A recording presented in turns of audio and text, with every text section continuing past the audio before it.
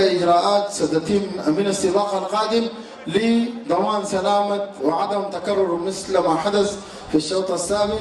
سيذهب أي جواد مع لجنة البوابات. وبحمد الله سيداتي آنساتي سادتي انطلاقة نارية على كأس الراحل الناظر سرور الرملي. هناك الاستعمان ولكن الذهاب لممثل أم درمان الاسطول الذهبي الأميران يخطف الصدارة وتغير الخطة في هذه الأمسية للأميران. وجنبا إلى جنب هناك اسطولات العبابدة البربر كينج الذي يذهب بتنافس قوي مع ذا ماجيك الذي يستطيع أن يفعل السحر في هذا اليوم.